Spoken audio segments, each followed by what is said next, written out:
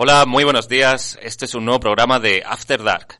Sí, hemos vuelto. Ha pasado mucho tiempo desde el último programa, lo sé. Os pedimos disculpas ya por adelantado. Pero bueno, ya estamos aquí y con vistas a que de nuevo recuperar un poco la frecuencia de publicación que teníamos antes.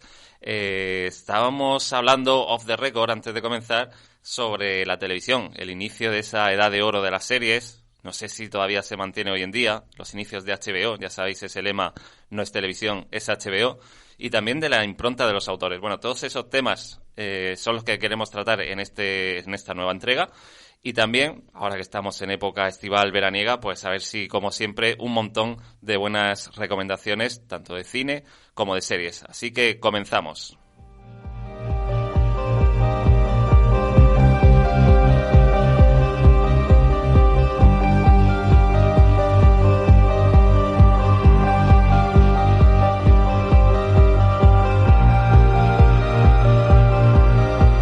Comienza After Dark. Presentan Cristóbal Terrer y Ricardo Robles.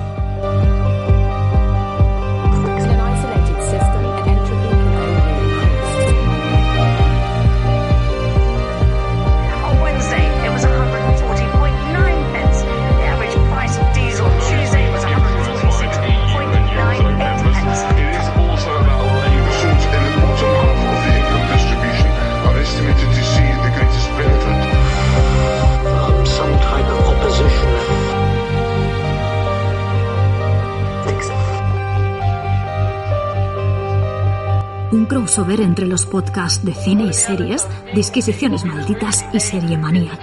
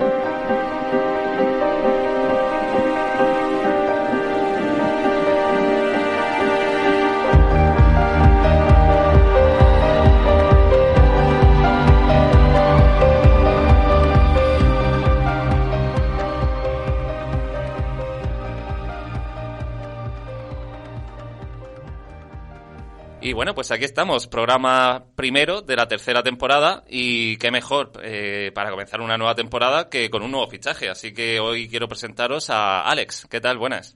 Muy buenos días, encantado de estar por aquí, hablar un poquito de series y de cine. Como ya te comentaba, yo soy más cinéfilo que seriéfilo, así que podremos... puedo ser el contrapunto un poco porque yo creo que tú tiras más hacia las series. Sí, yo creo que sí, eso puede ser un buen complemento, mola. Y ya sabes que yo siempre soy un poco defensor de todo lo que veo de las series y tal. No sé si tú vas a ir más de rollo poli malo. Yo soy bastante hater, sobre todo con las series. De hecho, para mi carta de presentación, un poco con el tema de las series, y iniciamos la primera polémica, si te parece, la primera polémica del verano, es que yo las series, bueno, el 99% de las series la veo como, bueno, se ha dicho 1000 veces, ¿no?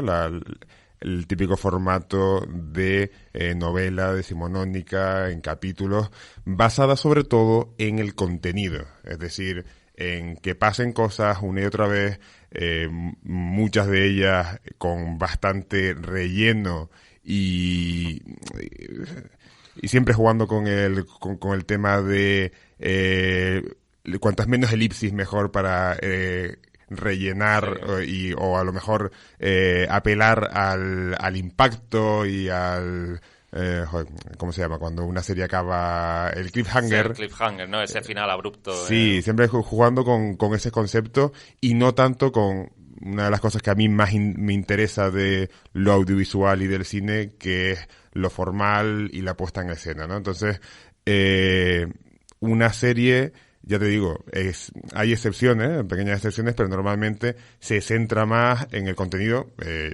Ya sabemos, o si la gente no lo sabe, que la serie, digamos, quien tiene el control de una serie es el showrunner, el guionista, Sí. Y los directores, pues a lo mejor hay 1 o 2 directores que dirigen el primer capítulo para marcar un poco el tono de la serie y luego se van turnando y son 3, 4, hasta 5 directores quien pueden dirigir los capítulos de una serie. Y a diferencia de una película en la que es el director, digamos, el dictador y el director de orquesta de lo que es todo el concepto de la peli, puesta en escena. Igual no es autor total porque no escribe el guión, pero sí que mete mucha mano ahí y él es responsable de todo. En cuanto, como decimos en una serie, pues es más... el guionista tiene todo el peso. Entonces no sé qué opinas tú de eso. Sí, a ver, el tema yo creo que es algo que siempre va a perseguir al mundo de las series, ¿no? Se estiran mucho las series, quizá al principio, bueno, o todavía se sigue haciendo, hay muchas series que viven de la audiencia. Sobre todo en los canales de cable norteamericanos tipo NBC, ABC, todos los que llevan 3 letras.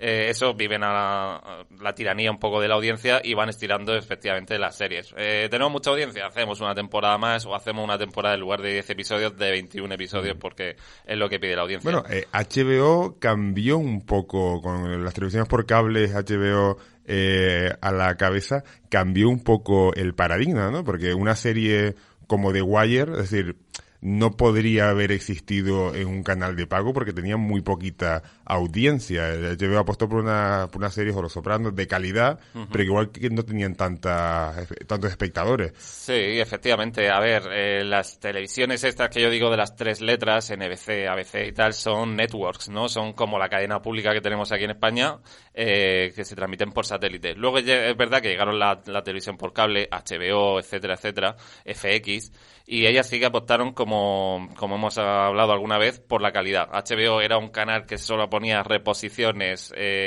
películas de sexo o de acción extrema, serie B y demás, y en 1999 los creadores o los productores de la cadena decidieron darle un giro radical y apostar por un nicho de mercado que fue la calidad. Podían haber apostado por otro, pero fue la calidad. Y la primera serie por la que optaron fue efectivamente Los Soprano, un guión que estaba pululando por los cajones de todo Hollywood, que nadie quería, y finalmente, bueno, apostaron por la serie y todo fue un rotundo éxito. Es verdad que las cifras de audiencia no eran multimillonarias, pero sí que tenían un público fiel y digamos que la audiencia o las cifras de audiencia les daba un poco igual. Bueno, a ver, los canales de cable o las productoras no son hermanitas de la calidad, de la caridad ni mucho menos, Sí. sino simplemente que apostaron por unas series que no daban mucho rendimiento, pero les compensaba por otras series que tenían. Es decir, gracias a, bueno, por poner algún ejemplo, gracias por ejemplo a True Blood, Sí. que era una serie que tenía un público muy fiel.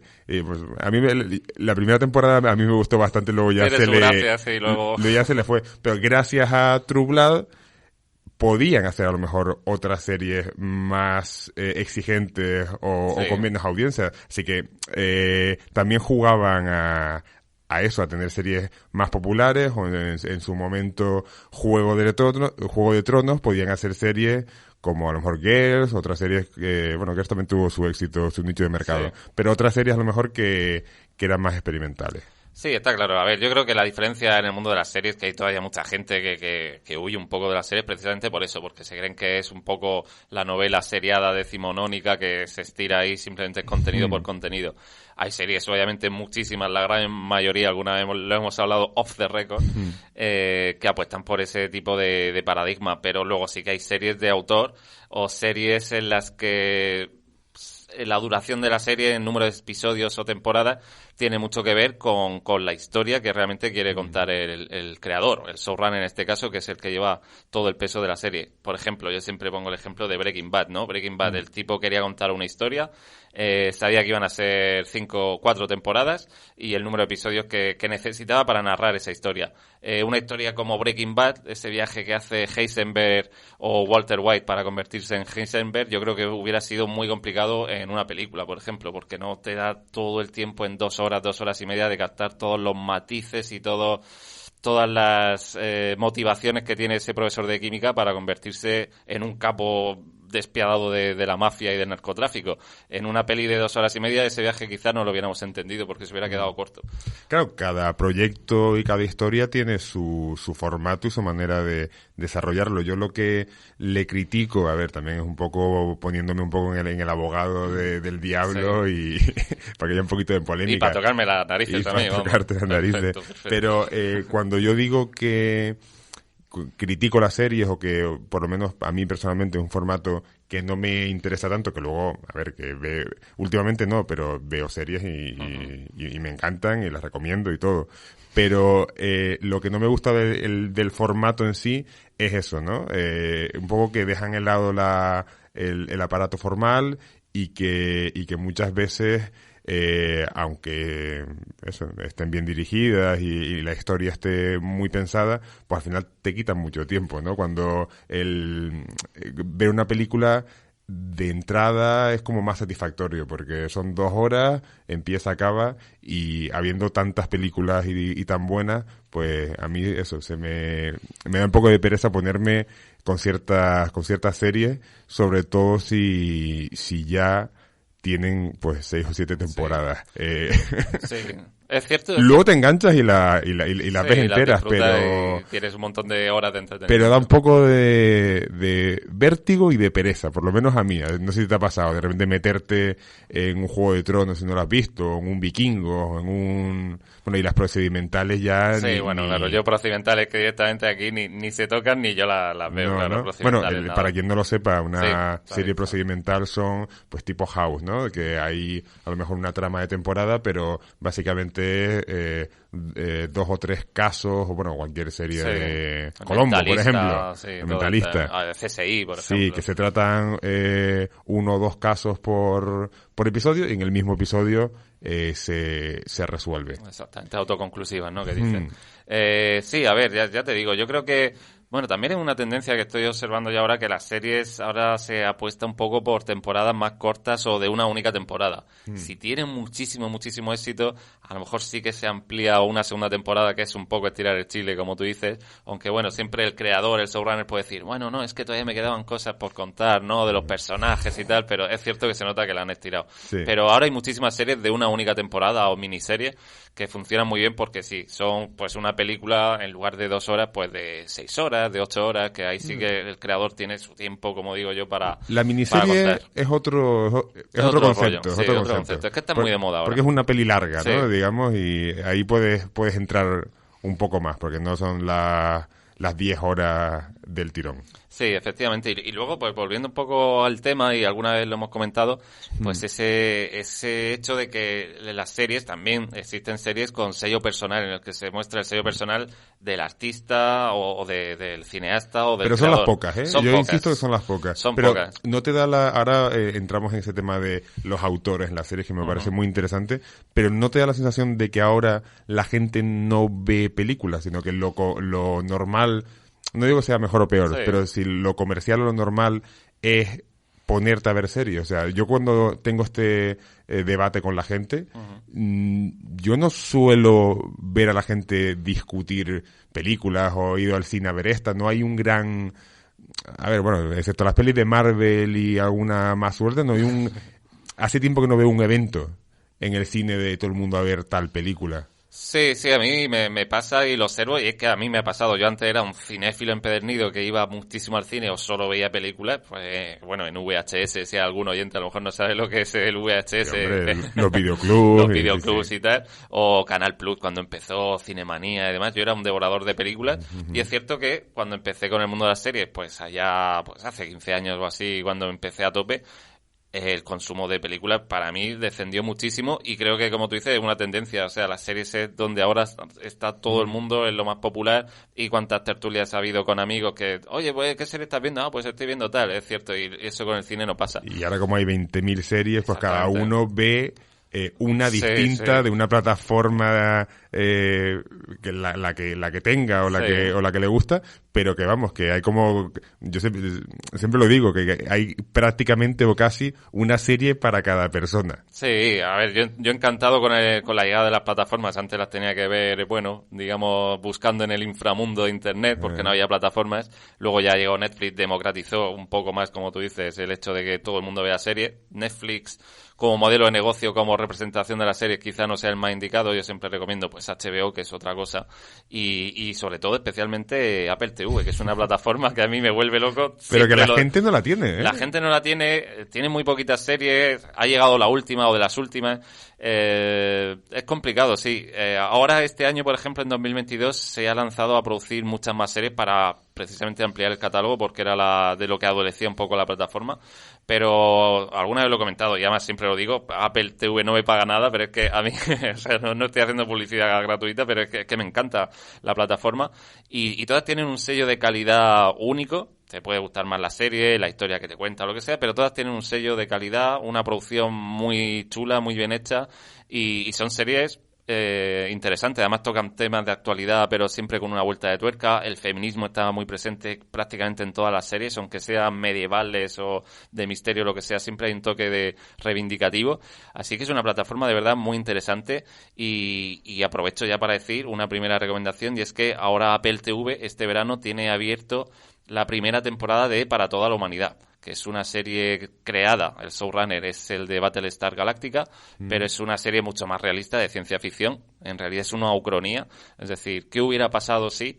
Pues ¿qué hubiera pasado si la batalla por llegar a la Luna los primeros, pues los rusos hubieran ganado esa carrera? Y entonces a partir de ahí arranca la serie. Bueno, la primera temporada está totalmente disponible, gratis, no hace falta ni registrarse ni nada, la podéis ver, y es un buen aperitivo para, yo qué sé, para engancharos a esta plataforma, que yo recomiendo siempre sí o sí. ¿Te deja verla sin pagar, sin la suscripción? Sin pagar, ni suscripción, ni prueba gratis, ni nada. O en la primera temporada. Precisamente para tratar de captar gente, y porque ahora estamos viendo la tercera temporada de esta serie, y bueno, es una forma de que la gente se vaya enganchando a la plataforma, porque es la gran desconocida. No, me parece interesante. Con el tema de los autores vamos a seguir con las recomendaciones. Bueno, creo que ya la has visto y hemos hablado fuera de micro hemos hablado de ella, y creo que ya sabes de qué serie te voy a hablar, porque para mí es que ni siquiera es una serie, porque es una serie, tiene capítulos de serie, pero no tiene nada que ver en cuanto a la forma, al ritmo y al contenido con lo que es una serie a nivel formal ahora mismo en la parrilla televisiva, que es, a ver si lo digo bien, Demasiado viejo para morir joven. Sí. Too Old to Die Young. Me encanta el título. Creada y dirigida por Nicolas Winding Refn, el director de, bueno, la más famosa sería Drive, también tiene la de Solo Dios Perdona, bueno, toda una serie de películas, este director danés, de Neon Demon también, con el Fanning.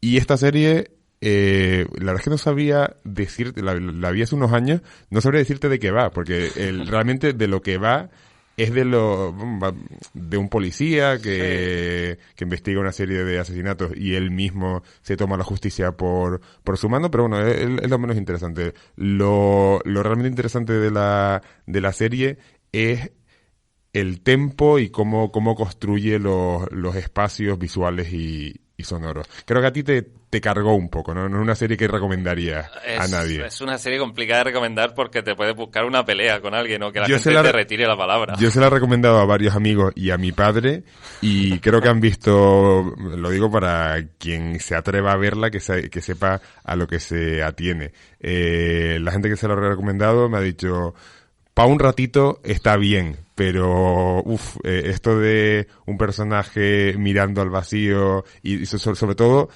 cómo están dirigidos los actores, porque a lo mejor una conversación normal es muy cine negro, pero llevado a un extremo, en plan de dice una frase, hay un silencio de 30 segundos, el otro dice otra frase. Sí, se enciende un cigarrillo, Exacto. le da 4 caladas. a ver... Pero crea una atmósfera chulísima. Potente, con...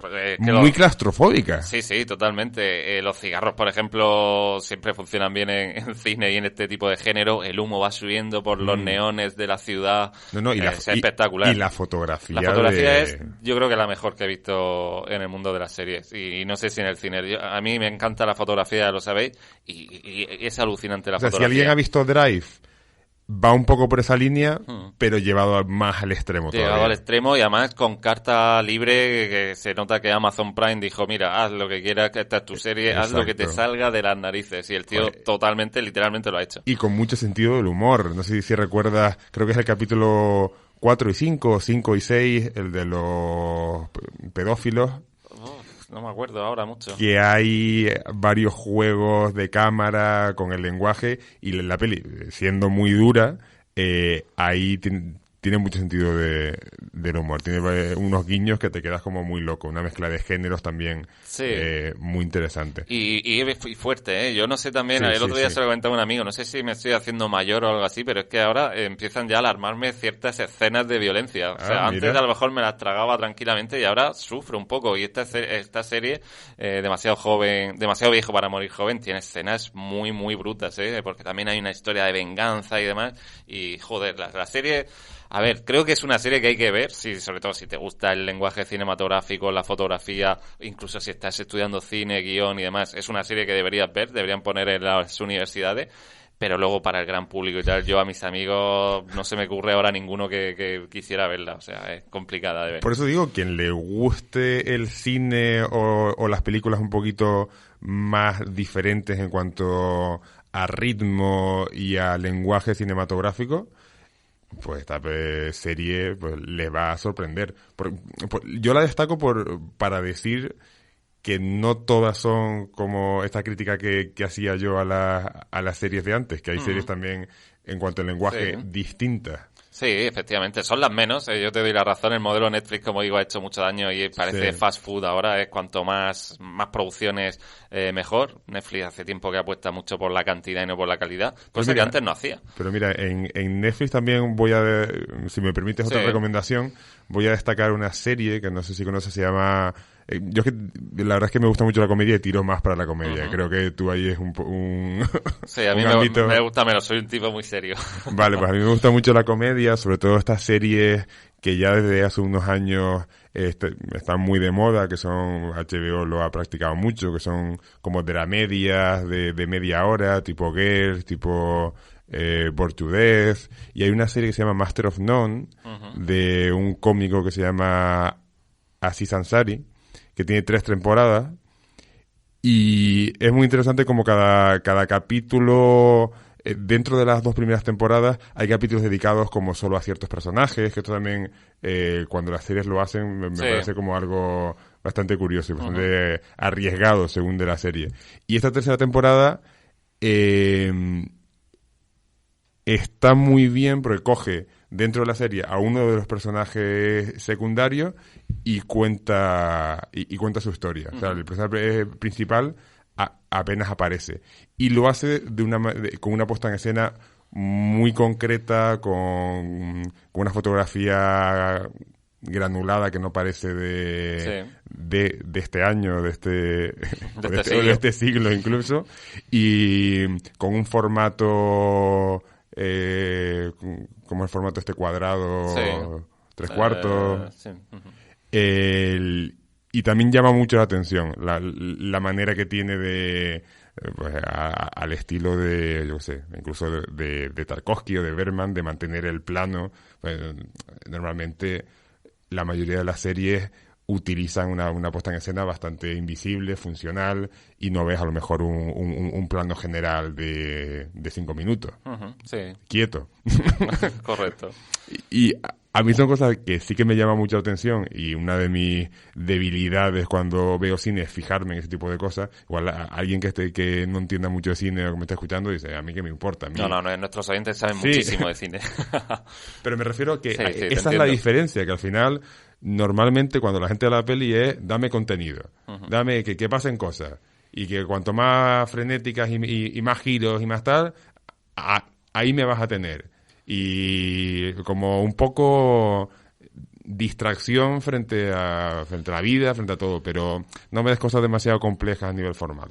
Y esa es mi crítica. Sí, a ver, ahora mismo conforme estabas hablando, yo te estoy asintiendo así, en la radio obviamente no sé, pero yo estoy asintiendo con la cabeza lo que dices, pero también estoy pensando que en el mundo del cine también son poquitas las películas que se estrenan al año realmente buenas, en las que se nota esa impronta del creador, esos planos que tú dices, porque también hay mucha basura ahora, obviamente en Hollywood, pero en cine europeo sí que se hacen cosas más interesantes, pero Hollywood lleva unos años, creo desastrosos. Si vamos al cine tendríamos que irnos más, excepto los grandes autores que tienen medios, como puede ser, yo qué sé, Fincher, Nolan o Paul Thomas Anderson, o Tarantino, que al final son 4 o 5, pero ya son 4 o 5. Dime tú 4 o 5 series que tengan esa impronta, claro.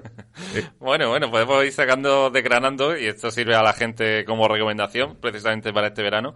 Pero bueno, por ejemplo, ahora que estamos hablando de comedia, Ricky Gervais con The Office, la versión británica y tal, y tiene muchas series, tiene otra en Netflix, Afterlife, que estrenaron hace poco la última, ¿no? La tercera temporada, creo que a mí me parece una maravilla. Sí, por eso, que sí que hace cositas y es comedia, y yo tengo que reconocer que no he visto The Office entera ni Afterlife entera, pero sí que he visto cositas y la verdad que merece la pena. Y bueno, sí, comedia a mí me cuesta más, me gusta más el drama, no sé por qué, pero bueno. Pero Afterlife, cuidado, Sí, bueno, Afterlife es una comedia, pero es profundamente melancólica. Bueno, no diría pesimista, pero sí fuerte, tremendista. Es Ricky Gervais es un viudo, o sea, le ha muerto la mujer y sufre una depresión. Sí. Y es simplemente... Es que Ricky Gervais, desde que se separó de...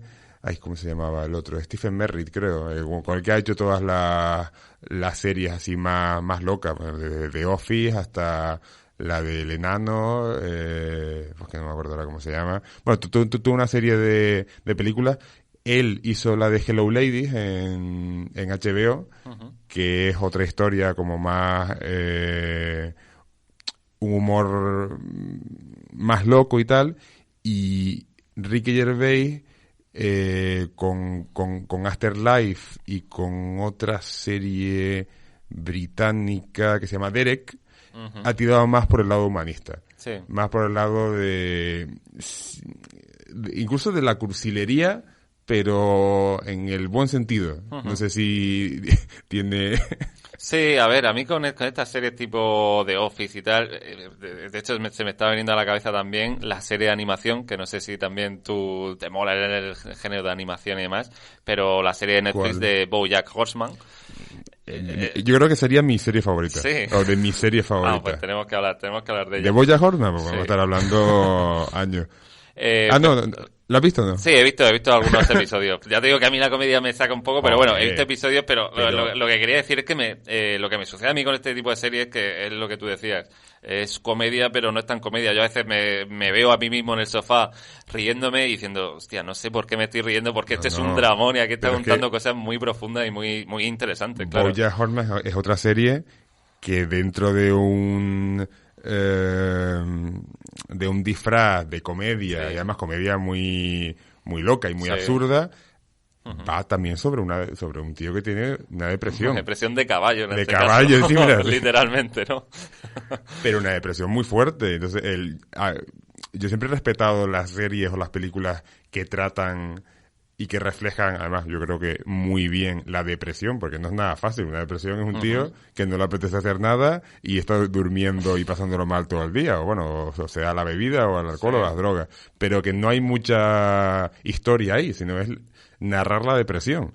Y BoJack Horseman, yo he hablado con gente que ha visto la serie y dice...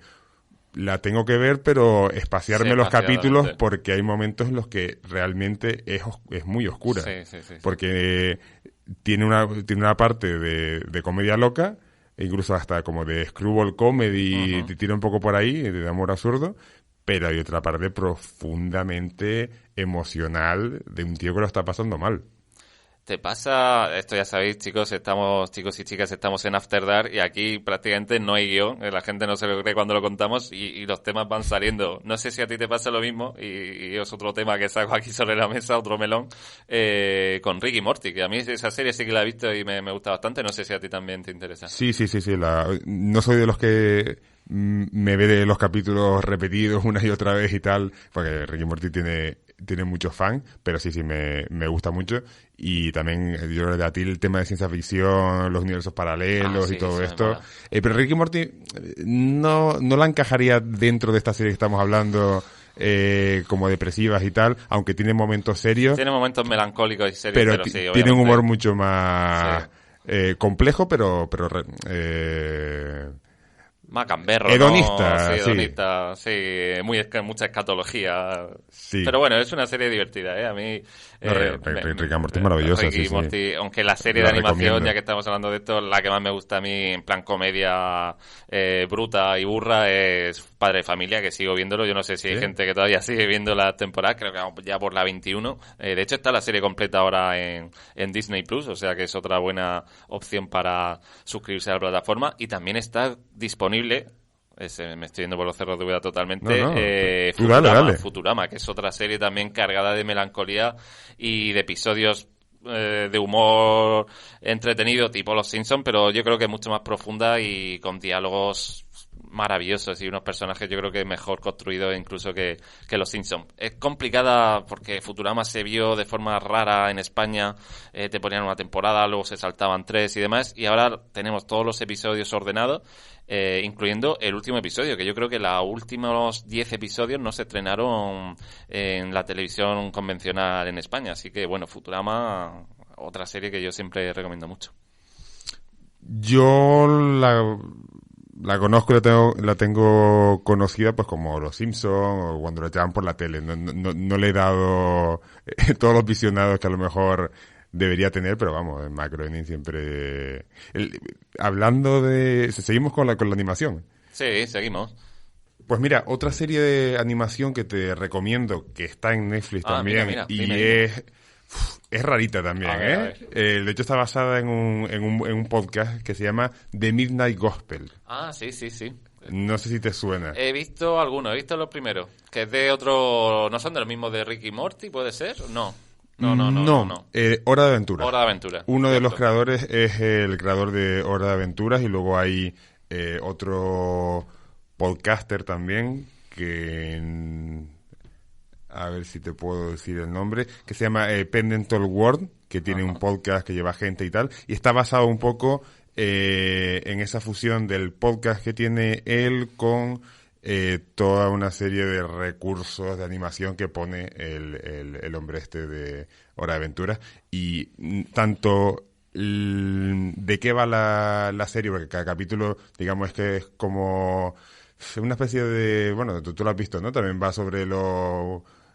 No tiene nada que ver con Rick and Morty, sí, pero está el tema de los viajes entre universos y al pasado y tal. Y cada capítulo es una entrevista que tiene el protagonista a un personaje para su podcast intergaláctico. Ah, mira, mola. Y cada episodio va sobre un tema. El primero, no sé si lo has visto, va sobre las drogas, y hace una reflexión de qué son las drogas, para qué se utilizan, en qué momento, pero a la vez que está... Es una serie bastante exigente porque... Por un lado tenemos el contenido de qué están hablando, o sea, la entrevista que le hace el prota a quien le toca. Al bichejo que sea, ¿no? Porque porque cosas raras, marcianas. A veces son humanos, pero son bichos bastante extraños. Y por otro lado está toda la animación que está...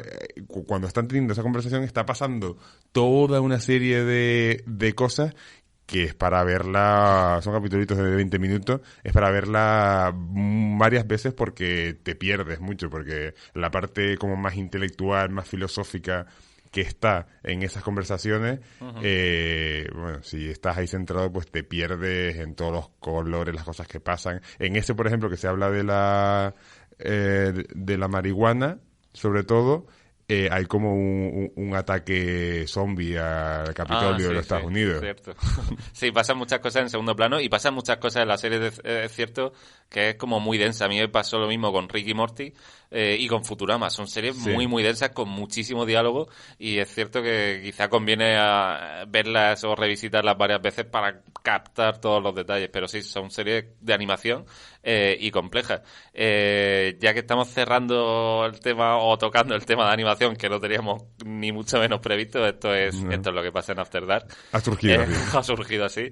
A mí una de las series de animación, y lo traigo a colación por ese estigma que a veces hay con la animación. La animación es para frikis o para niños o para adolescentes y tal, que yo creo que todavía sigue existiendo entre mi círculo de amigos y tal, que no es que sea muy serio. Que ya habíamos superado. No lo sé, pero creo que, por ejemplo, Netflix sí que está apostando, igual que en otras cosas sí que está apostando muy fuerte por la animación. Está comprando además muchos estudios de animación y los está integrando en la plataforma.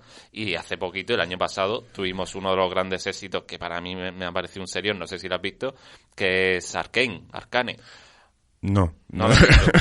Pero me han hablado muy bien de ella. Hay gente que la estaba diciendo si era la mejor serie de la historia, por encima de Los Sopranos, de Wire y demás. Hombre, yo no diría tanto, pero es una serie muy chula y además que, bueno, se basa en el juego este de World of Warcraft, que yo ni he jugado en mi vida ni nada, ni al WoW ni nada, pero, no, perdón, es el League of Legends.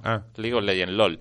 League of Legends yo no he jugado en mi vida, es el típico jueguecito este de aplicaciones y demás, pero bueno, lo que parten de ahí para crear un universo totalmente nuevo. Simplemente en el juego hay alguna cinemática que te hablan de algún personaje, pero ellos han creado un universo totalmente nuevo y una historia aparte, ¿no? Una historia aparte, claro, porque tú en el videojuego es el típico videojuego este con vista aérea que se ven dos bandos y tal, y vas tirando magias y más. Ya te digo, yo no he jugado en mi vida.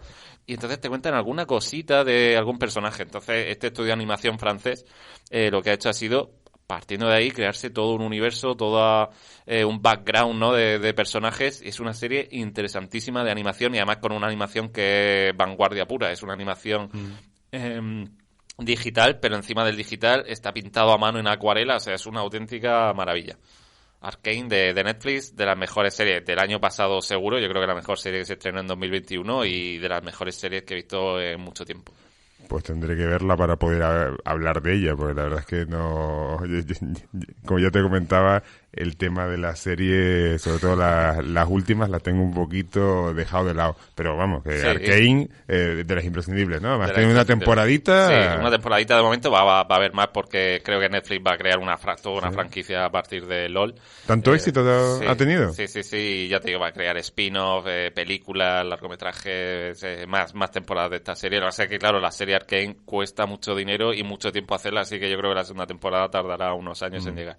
Pero bueno, oye, es cierto que estamos hablando mucho de series y de cine quizá no tanto. Vamos a tirarle un poco al cine, alguna de las últimas películas que se han estrenado. Por ejemplo, yo ayer tuve la suerte de ver la de Elvis, que te dije que iba a ir a verla. Sí. En versión original. Y bueno, hablemos un poco de Elvis y de Baz Luhrmann porque me interesa tu opinión. Es un realizador australiano. Bueno, su peli más famosa es Moulin Rouge, ¿no? Tiene también Australia. Romeo y Julieta. Romeo debe morir, se llama, ¿no? No, Romeo más Julieta. Romeo debe morir es otra. Sí. Vale. Romeo debe morir es de Jet Li, creo. Es verdad. Dando palos ahí. Romeo más Julieta. Y para quien no lo conozca, es un director muy personal, muy barroco, muy comercial a su manera. Y de hecho, fíjate que, me da un poco de rabia porque habíamos ya metido la Marte para hablar de cine, pero justo mi peli o mi producto favorito de Baz Luhrmann es una serie, que es la de... O sea, volvemos a las series. No, porque a mí es la que más me llegó y la más interesante, que es The Get Down. Sí. Get Down de Netflix, que yo creo que fue la segunda serie que canceló Netflix, porque estábamos hablando precisamente, o estaba diciendo que yo... no cancelaba, ¿no? Que no cancelaba y que apostaba por series realmente buenas. Ya sé que la primera serie de Netflix de producción propia fue House of Cards, con Kevin Spacey y demás. Luego vinieron otras, y la primera cancelación fue Marco Polo, que es una serie muy interesante de Netflix. Yo creo que fue la segunda o la tercera serie que hizo Netflix. Era una serie carísima, solo duró dos temporadas porque la audiencia no respondió y porque era una serie, pues pues en esa época más cara que incluso las primeras temporadas de Juego de Tronos. Pero era malilla. No estaba mal. A ver, no era un serión, pero estaba bastante bien. Lo que pasa es que estaba rodada todo en exteriores de Mongolia y demás. Era muy, muy cara.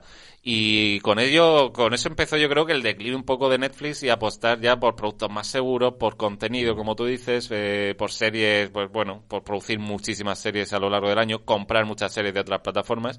Y yo creo que primero, como decía, vino Marco Polo y luego Get Down, esta serie de Baz Luhrmann, que yo la verdad que no he visto. Pues de Get Down a mí me flipó. Va sobre los orígenes del hip hop, de un chavalito que, bueno, el tema de escribir letras y te cuenta como en Nueva York cómo empiezan los primeros DJs, cómo se genera el scratching, toda esa subcultura mezclado también, que está muy relacionado con el tema del graffiti y de los tags.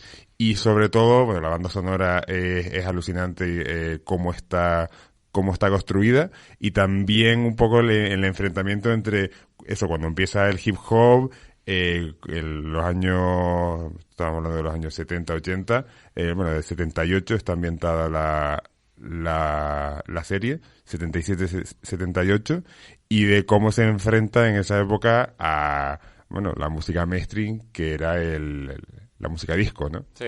Y está muy bien, está muy bien. A mí te la recomiendo, es de hace unos años ya, del 2016. Siguiendo con Baz Luhrmann, a mí, por ejemplo, Romeo y Julieta, en su época me gustó muchísimo, no sé si porque Sí. era más adolescente y tal, y más impresionable. Bueno, salía Leonardo DiCaprio y Claire Danes ahí en Sí. todo su apogeo y tal, guapísimos los dos. Tendría que volver a verla para opinar debidamente, creo. Fíjate que esta tiene un rollito Romeo y Julieta Sí. también, está muy trillado, ¿no? Pero el hecho de dos familias enfrentadas, Ajá. un niño y una niña que se enamoran, pero que los padres no les dejan. Oye. Sí, de que el Baz Luhrmann, digamos, que sigue su pato, Sí, está claro. los mismos temas una y otra vez, ¿no? Moulin Rouge a mí me gustó bastante, y mira que a mí no me gustan nada los musicales, Sí. ni bailar, ni mucho menos y tal, pero la verdad que Molino Rojo sí que me gustó con todo lo que conlleva la película, porque es muy, muy sobrecargada. Y pero muy manierista, ¿no? Sí. Hay que entrar en el universo de Baz Luhrmann Sí, para exactamente. quererlo y entenderlo. Sí. Y si quieres hablamos un poquito de Elvis, porque a mí, de las que he visto de Baz Luhrmann, Elvis me parece la más ida de olla, ¿no? Puede ser, a ver, Molino Rojo se le va Molino mucho, Rojo. porque se le va mucho la olla. Ahora, la atmósfera que te crea ese Molino Rojo, esas luces Sí. rojas y tal, está genial. Pero digo más en cuanto a montaje. En cuanto a montaje, sí. En cuanto a montaje en Elvis, La pantalla partida que Efectivamente. utiliza constantemente. es que desde el primer minuto... Es que ¿a ti no te dio la sensación a ver la película de que parece un tráiler en determinados momentos? Sí, Hay secuencias en las que separa un poco las más dramáticas con la familia y tal, pero hay momentos de la peli, hay con a lo mejor media hora seguida al principio, al principio. todo el principio, parece directamente un tráiler, o sea, Sí. no para, es como un tren a toda velocidad que no sabes por dónde cogerla. sí, visualmente me parece atractiva y como tú dices, la primera media hora es brutal, a la vez que muy cargante, pero yo creo que es la mejor parte de la Sí. película, y te engancha desde el principio, y además, como tú dices, en el primer minuto de metraje ya empieza a partirte pantalla, etcétera, varias cámaras a la vez, etcétera. Mezcla muchos formatos, utiliza sí. también en determinados momentos, no sé si te diste cuenta, imágenes reales, documentales sí. de la época del propio Elvis. Y a mí lo que más creo que no te ha gustado mucho. No, sí me ha gustado. Sí. Sí. A mí no demasiado. Entonces no proyectes, eres Igual esa soy yo. tía al que no le ha gustado. No, a mí me satura un poco, pero fíjate que durando 2 horas 40 minutos, o sí, prácticamente sí, 2 horas 40, 40. 50, no se me hizo pesada. Y eso es un gran aliciente, ¿no? Muchas otras películas de hora y media, pues no puedo decir lo mismo de ellas.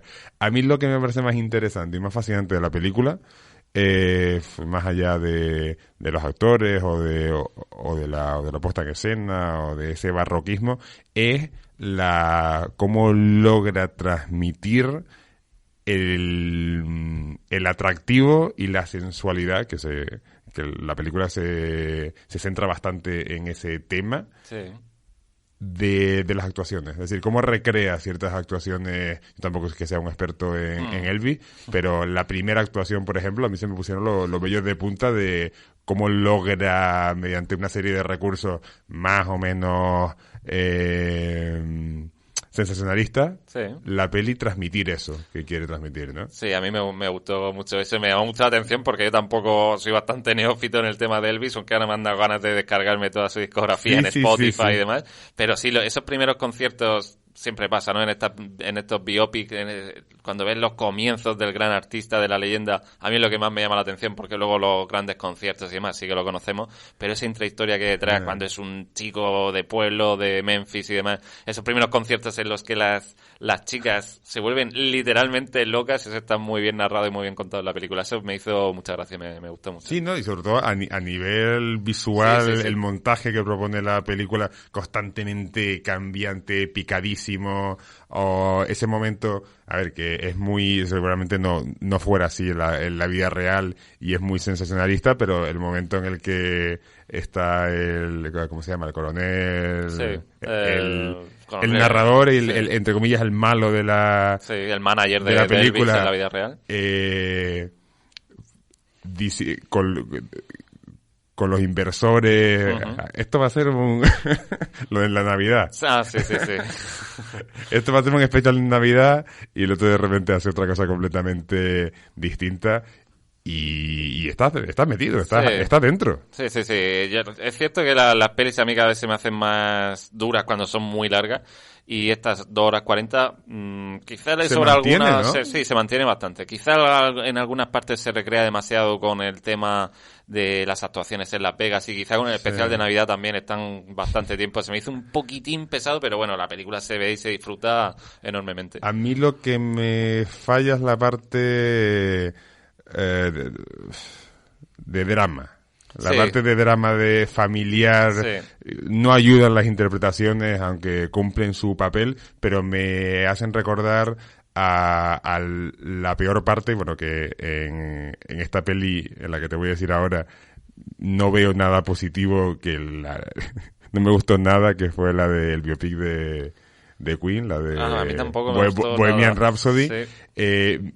Algunas partes de esta peli, sobre todo las conversaciones con la familia y esas discusiones, pues eso me recuerdan a esa peli, que me parece un horror, ¿no? Sí, a mí también, y creo que estamos perdiendo oyentes solamente por decir esto, porque... Tuvo mucho éxito. Tuvo muchísimo éxito, a la gente le encantó, pero no entiendo el sentido de tratar de recrear plano a plano grandes actuaciones de Queen con otro actor. Es decir, para eso que hagan un documental de Queen en pantalla gigante, lo ves en el cine y flipas, pero ponerte plano a plano la recreación de toda la vida o los grandes momentos de Queen como grupo de música, no lo entiendo. Y yo estaba pensando eso cuando veía ayer Elvis. La parte dramática y tal parece que, bueno, pasa un poco de puntillas o la mete ahí un poco con calzador porque hay que meterla, pero quizás se lo podría haber ahorrado y simplemente, oye, hacer como tú dices, un videoclip pues de 1 hora y media o de 2 horas hubiese sido a todo tren y ya más está. Interesante, porque a mí la película es lo que más me acaba epatando, ¿no? Sí. Esas imágenes picadas. Bueno, y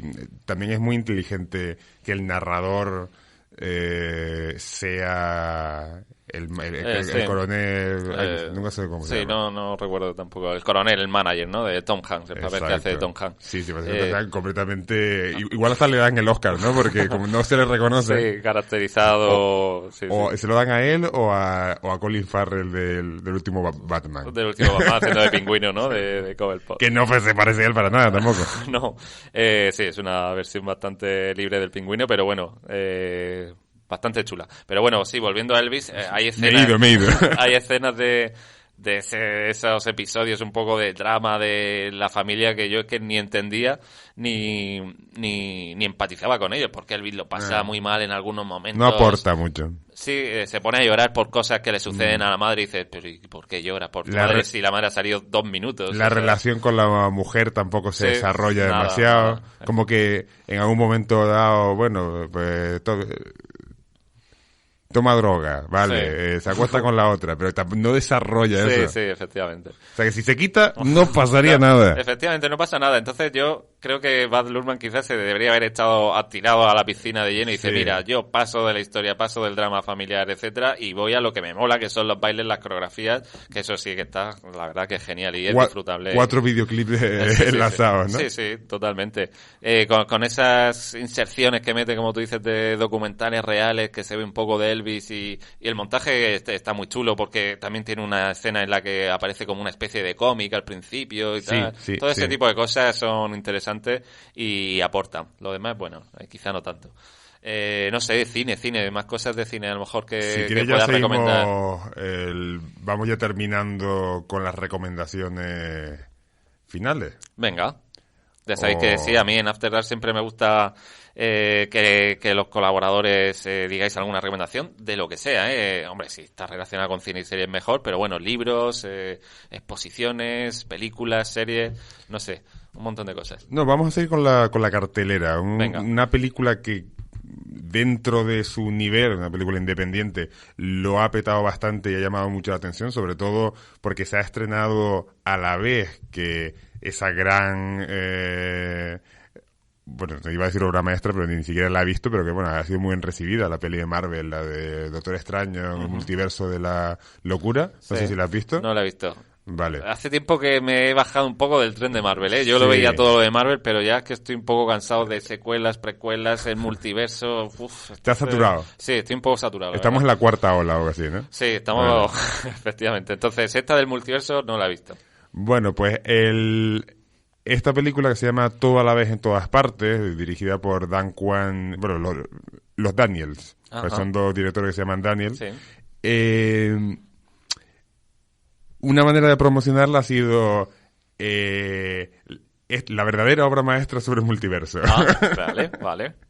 Y esta película, para hacer una breve sinopsis o para vendértela, para que te den ganas de verla, porque me parece una de las películas más originales y más atrevidas y sobre todo, pues se nota que tiene presupuesto la película, más libre que he visto en muchos años, ¿eh? O sea, es de la productora A24, Sí. que bueno, dentro de ser una productora independiente, tiene películas bastante interesantes en su catálogo, como pueden ser Florida Project de Sean Baker, o películas de terror más psicológico como El Faro, por ejemplo, de Robert Eggers. Esta película es una mezcla loquísima entre universos paralelos, ciencia ficción, artes marciales Toma. y comedia absurda, pero tomada muy en serio. Ajá. Que esto es un tono que a la gente le puede tirar muy para atrás. Que es a lo mejor, es que no sé si ponerte un ejemplo o... Vale, pues... o Venga, sí, un pequeño caramelo, un pequeño cebo. o son spoilers. No, bueno. Que a la gente le molestan mucho los Me spoilers. molestan mucho los spoilers, pero bueno, tampoco creo que sea... Vale, para que se que vea... revienten la trama entera. Para que se vea el tono de la película, va sobre universos paralelos. Es simplemente una familia... También tiene... Es que es muy loco todo. También tiene drama personal familiar. Ujú.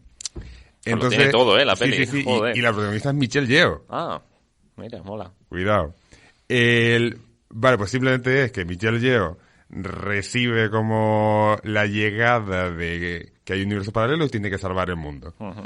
Y en uno de los universos paralelos es como el nuestro, pero los seres humanos han evolucionado y en vez de dedos en las manos tienen salchichas de perrito caliente. Vale.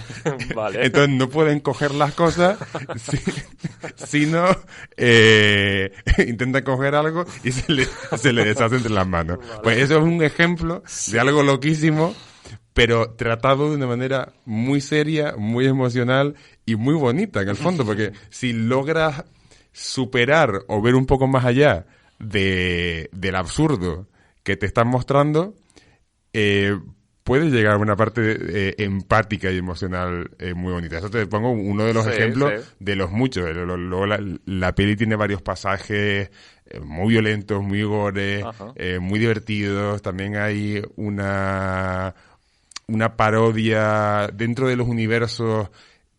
Hay una parodia al cine de Wong Kar-wai, otra parodia a la peli Ratatouille, y ya no cuento más, pero mezcla muchas cosas y es muy, muy original, muy entretenido. Ya te digo, yo fui con mi compañero de piso y lo primero que dijo cuando se acabó la película fue, vale, no me ha gustado, pero esto es una pasada. O sea, nunca había visto nada tan original. O sea, a todos los que no la hayan visto, la recomiendo. Supongo que, bueno, ahora con el tema de las plataformas, en 2 o 3 meses ya seguramente la tengáis en algún sitio, pero ahora mismo está en los cines, por lo menos quien viva en Murcia la tiene todavía en la nueva Condomina a las 9, y además en versión original, que yo desde aquí, bueno, yo es que veo todo en versión original, no por esnovismo, sino porque pues ya me he acostumbrado. Porque o sea, mola más. Sí. Está claro. Tú también eres de los míos, ¿no? Yo sí, yo todo en versión original. Elvis la vi ayer en versión original también.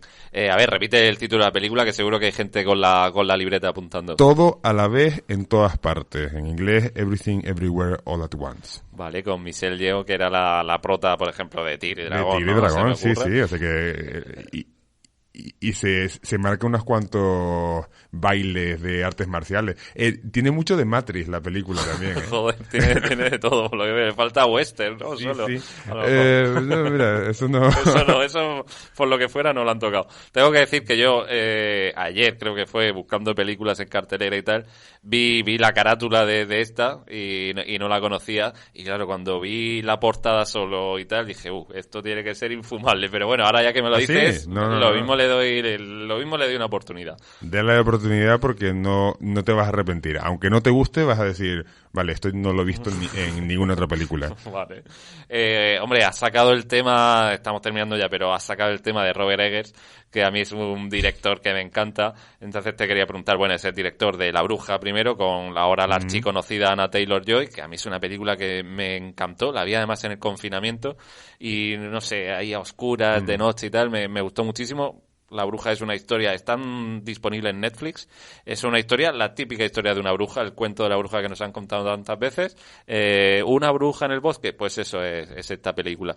Y luego tiene El Faro también, que me gustó muchísimo, también está disponible en Netflix, creo recordar. Y este año, hace poquito, ha sacado The Northman, yo no sé si la has visto. El Hombre del Norte. He visto las 3 y la única que me ha apasionado ha sido El Hombre del Norte. ¿Sí? Sí. A mí me han gustado las 3, la verdad. No, quizá a lo mejor El Hombre del Norte la que menos. Fíjate, sí. A mí El Faro, por ejemplo, me gustó muchísimo y se la he recomendado a mucha gente que luego me ha dicho, tío, hostia, que me ha recomendado esta película es súper cruda, súper violenta y tal. Y digo, ostras, pues no sé, a mí se ve que me pilló en un buen día. A mí muy me claustrofóbica y a la gente le puede parecer lenta. Pero a mí no es que me apasione, pero está muy cuidada. Sí, en un riguroso blanco y negro, con Willem Dafoe y el Robert Pattinson que se está quitando el corsé de Crepúsculo con el nuevo Batman y con este Faro. Y a mí es un personaje... No, y hace muchas pelis independientes muy por guapas. Eso es un actor, la verdad, que solvente. A mí me gusta. Fíjate que te gusten más o menos, que a mí, ya te digo, las 2 primeras simplemente igual las tendría que revisitar. No entré especialmente. Pero algo que tiene este Robert Eggers, que yo creo que de aquí a unos años va a estar muy en la cima, tiene mucha calidad como director, es que se curra mucho lo histórico. Con el tema me vi una entrevista hace poco a colación del Hombre del Norte, de cómo...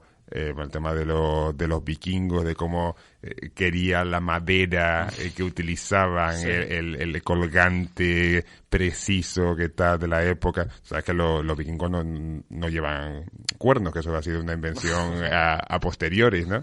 Sí. Y las 3 películas se ha currado mucho esa parte de ser históricamente coherente. Ajá. Robert Eggers, que además es muy coleguita porque estudiaron juntos en la universidad, de Anna Taylor-Joy, que por eso es musa en La Bruja y también sale en The Northman. Por lo que he leído, están preparando los dos una peli de terror protagonizada por Anna Taylor-Joy, ya sabéis, la chica de Gambito de Dama, que creo que va a ser la la película de terror del siglo. O sea, creo que va a ser tan acojonante y tan terrible y va a dar tanto miedo como a lo mejor supuso El Exorcista en su época. Creo que está preparando algo muy, muy gordo. ¿Sabes que Anya Taylor-Joy, ahora tiene sentido, es que una anécdota a colación de esto, le pidió un papel para Faro y le dijo, oye, son dos protagonistas, no, pero el que sea. De hecho, llegó a proponerle o a pensar el tema, el de la Sirena. El de la Sirena, Uh-huh. pero sí, méteme, que quería salir en todas las películas de este hombre y dijo que al final que como que no le cuadraba, Uh-huh. no era suficientemente relevante para que saliera, entonces ya salió en la siguiente. A ver lo que pasa, porque ya te digo que van a seguir trabajando juntos. No sé si ahora el caché de Anya Taylor-Joy, si serán tan amiguitos como digo, Sí. porque Anya Taylor-Joy ya tiene un caché importante. Pero bueno, de momento en The Northman sale y ¿Ha muy entrado en algo de superhéroes Marvel o todavía no? bien. Anya Taylor-Joy, que yo sepa no, y bueno, pues no me extrañaría, la verdad. Pues, Viendo cómo está le el queda tema, poco le seguro. queda poco seguro, sí. Venga, ¿alguna cosita más se te ocurre o digo yo alguna recomendación? ¿Recomiendo tú? Sí. Mira, yo voy a recomendar, como siempre sigo con mi pedrada, ya me conocéis, de Apple TV y tirando siempre un poco por el mundo de las series, ahora que tenemos, bueno, algunos tienen vacaciones o más tiempo libre y demás, pues tengo que recomendar la que para mí es la mejor serie de este año 2022, que es Separación, Severance en inglés, de Apple TV. Producida, en fin, esa controversia que siempre hay, por Ben Stiller, que es un realizador también muy solvente, aparte de las locurones estos que hace con Zoolander y esos papeles histriónicos y gamberros. Luego tiene pelis mucho más serias, más interesantes. Por ejemplo, está La vida de Walter Mitty, que bueno, tampoco es que es un peliculón, pero se le ven cositas. Pero tirando por el mundo de las series, tiene una que está disponible en Movistar Plus, si no recuerdo mal, que es Fuga en Dannemora, Escape of Dannemora, que es una mezcla de, yo qué sé, ese thriller que te engancha muchísimo, tipo Prison Break, pero también un drama carcelario como puede ser, yo qué sé, esta de Tim Robbins, me he quedado en blanco. ¿Misty River? No. No. Esta que se escapa de la prisión. Cadena perpetua. Vale. Cadena perpetua, efectivamente. Es una serie interesantísima, Fuga en Dannemora, que tenéis que ver, de verdad, una miniserie. Y ahora esta Severance, también con toques un poco, bueno, toques bastante de ciencia ficción, con un poco tono ácido de humor, como al estilo humor negro tipo Fargo, pero luego también momentos muy profundos, muy serios y muy filosóficos. Es cierto que la serie al principio, los 2 primeros episodios, parece que va a llevar un tono, pero luego la serie crece muchísimo y los últimos episodios, yo hacía tiempo que no me quedaba tan pegado al sofá, desde ver los acontecimientos y esos cliffhangers, ¿no?, que decíamos al principio, espectaculares. O sea, no te imaginas, bueno, cómo queda el último episodio de la primera temporada, lo alto que queda, y estoy deseando que salga la segunda, que bueno, tendré que esperar un año. ¿De qué va Severance o Separación? Lo cuento muy rápido, sin desvelar nada.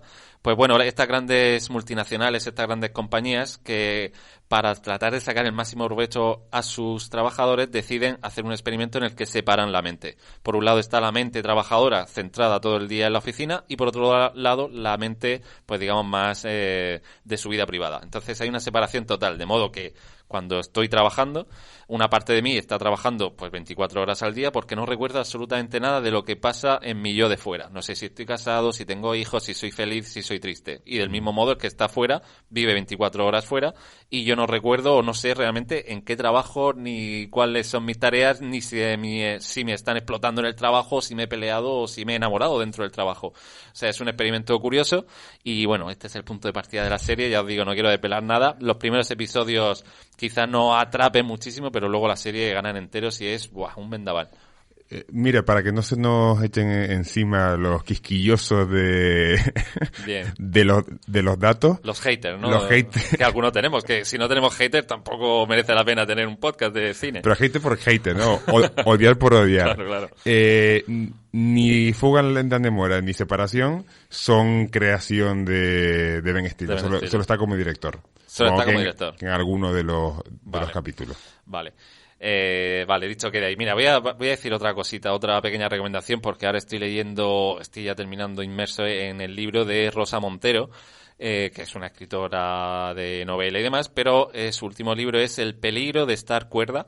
el libro más vendido en la Feria del Libro de Madrid y que es un ensayo precisamente un poco sobre lo que hemos estado hablando en este programa, el proceso creativo. Mira. Y cómo casi todos los grandes artistas y genios de la historia en el mundo de la literatura, el cine o la música siempre han tenido un toque, una relación vertiginosa y peligrosa con la locura. Millones de casos de gente, de los artistas, que por tener esa especial motivación o esa quizá especial sensibilidad respecto al mundo, pues a veces también lo pasan mal. Hay un montón de datos curiosísimos sobre autores y la propia Rosa Montero también habla de los problemas psicológicos graves que ha tenido.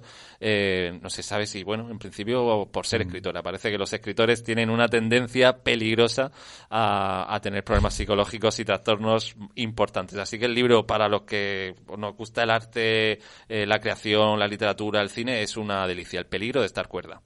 Mira, pues me parece muy interesante. Quizás justo, supongo que a la mayoría de gente el primer artista que le viene a la cabeza de esto, quizás el más archiconocido, a mí por lo menos es el que me ha venido, Van Gogh, ¿no?